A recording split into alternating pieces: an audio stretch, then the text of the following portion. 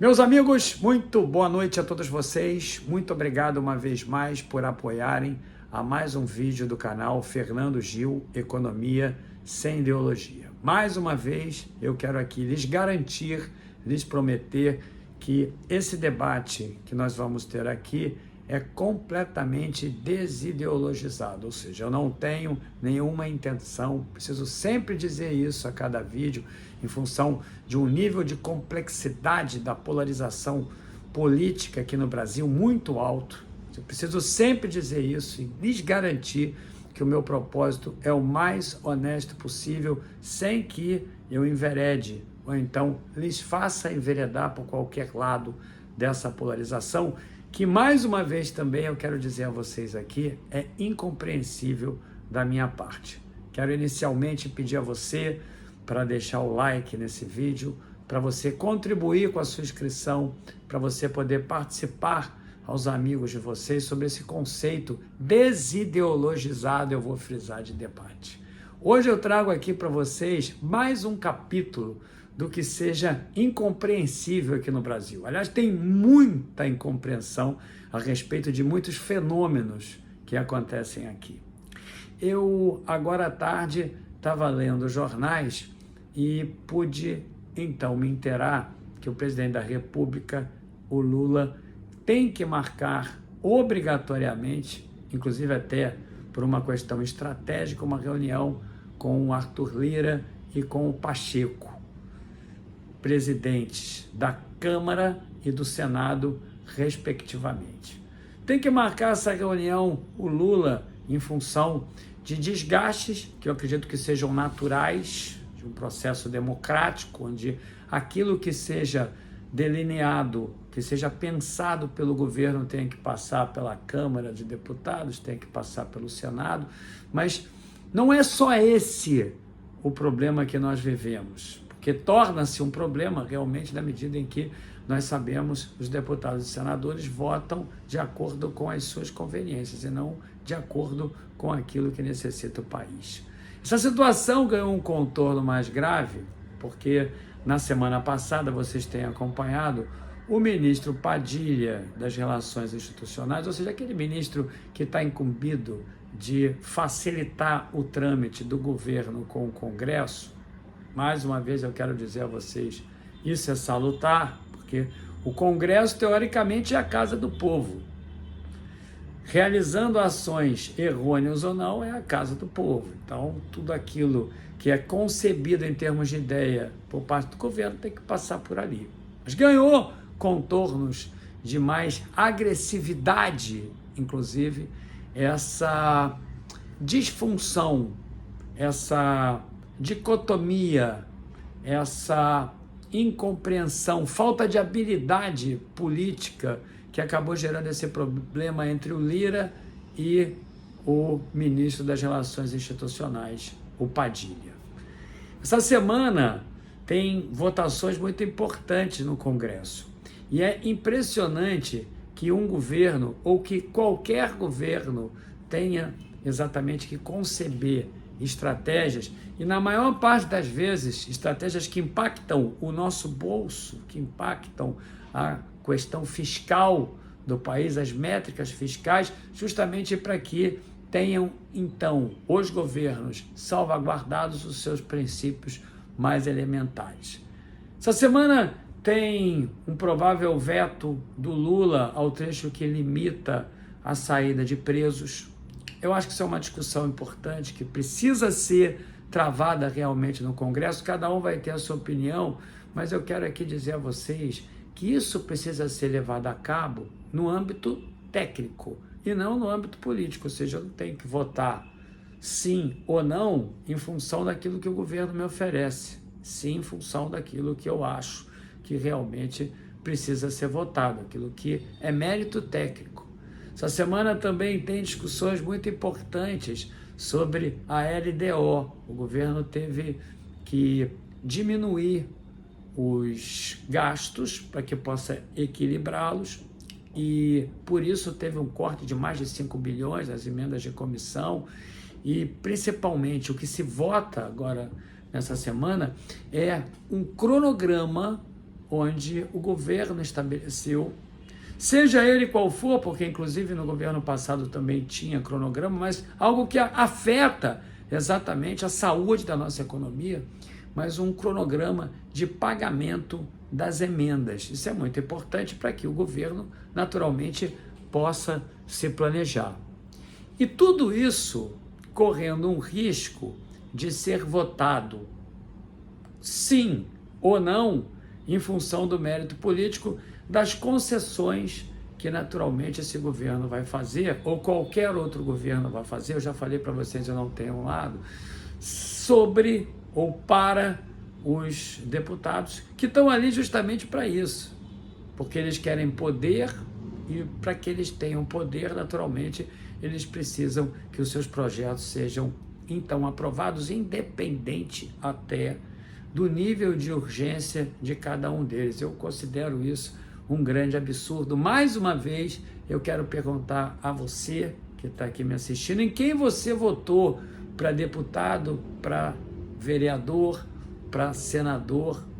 nas eleições passadas. Talvez você não vá se lembrar, porque você não entenda que esses cargos minoritários sejam muito importantes, mas é preciso que você não somente se lembre daqui para frente, como você cobre também, para que você tenha, então eu diria, mais musculatura moral para poder falar de política. Tudo isso no momento onde o governo realmente precisa emitir sinais de controle fiscal. O governo realmente precisa domar aquele dragão que sempre nos assola, que é a inflação. O governo realmente precisa propor políticas sociais que sejam desenvolvimentistas. E para isso, naturalmente, é claro que é um imperativo que tudo esteja exatamente muito equilibrado, ou seja, a renda e o emprego no país, o valor da taxa de câmbio, ou seja, do dólar, o conceito de superávit primário precisa naturalmente ser restabelecido. Essa semana, inclusive, teve uma rusga do governo com o mercado que reagiu negativamente a uma hipótese, a uma intenção divulgada pelo governo de não pretender mais o superávit, e sim conviver com um déficit que possa flutuar entre 0 e 0,5, causando ceticismo no mercado e inflando o valor do dólar. Tudo isso também dentro de um contexto onde a inflação dos Estados Unidos, no entendimento do mercado, persiste e que obriga o Banco Central americano a retardar a diminuição das taxas de juros, fazendo com que, naturalmente, os dólares migrem de países que não são tão confiáveis, assim como é o nosso caso, para as taxas menores, inclusive, dos títulos da dívida americana. Tudo isso dentro de um contexto também onde a qualquer momento pode eclodir algo mais grave lá no Oriente Médio, que tem sido feito até agora com parcimônia, uma espécie de guerra fake, ou seja, onde nenhum lado quer exatamente uma guerra. O que se emite ali são sinais através de ataques que naturalmente não deveriam existir, mas que são facilmente debelados então pelos sistemas de defesa tanto do Irã quanto do Iraque. Tudo isso no momento em que o preço do barril do petróleo dispara e que gera, por óbvio, em função das matrizes industriais aqui do Brasil serem principalmente advindas do combustível fóssil, torna, então, as perspectivas, à medida que somos um país de dimensões continentais, de rodovias, torna-se, naturalmente, algo que corrobora negativamente o controle da inflação. Justamente por isso, somos um país de rodovias, o principal modal ainda é o transporte, naturalmente os preços vão aumentar na nossa economia. E para isso é preciso que haja realmente o apoio de um Congresso Nacional que apoie essas medidas, que assim como sabotou o governo passado, tornando o ex-presidente, então, um refém das boas intenções do Congresso, porque é realmente ser refém, à medida em que eu vou aqui reiterar, votam de maneira casuísta e não de maneira desenvolvimentista o país, torna então qualquer governo refém, como é o caso do governo Lula, agora refém. Ou seja, com tanta preocupação, com tanto planejamento a ser realizado, com uma matriz SWOT muito importante a ser feita em função dessas intercorrências que estão acontecendo, guerra na Ucrânia, inflação persistente na economia americana, eclosão de uma provável guerra de dimensões maiores entre o Irã e o Iraque, aumento do preço do barril do petróleo. Essas turbulências, elas ganham mais importância do que esses eventos, que nos torna realmente muito frágeis. Esse daí é o grande problema do brasileiro e não dos governos que lá estão, sejam eles do Bolsonaro ou do Lula, ou até de uma terceira via, justamente porque nós votamos mal e a partir de votarmos mal e não cobrarmos, não entendermos se foi positivo ou negativo, nós vamos sempre tornar qualquer governo refém desse conjunto de pessoas que se denominam deputados, senadores, vereadores, mas que não têm o menor comprometimento com relação ao Brasil. E principalmente com você.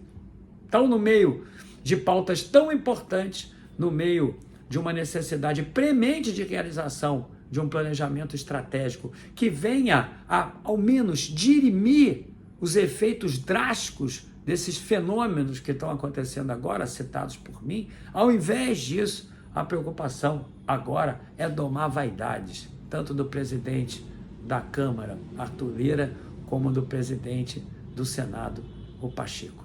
Lamento muito que essa seja uma situação que, no meu entendimento, nunca vá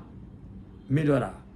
E nunca vai melhorar tão simplesmente porque a educação do povo não melhora, porque o interesse pelas coisas mais importantes não melhora, porque a busca pelas informações, ela vai continuar sempre sendo num nível muito baixo e a desinformação, ela prolifera e, infelizmente, as fake news acabam tomando lugar das decisões mais importantes. Muito obrigado a você por curtir,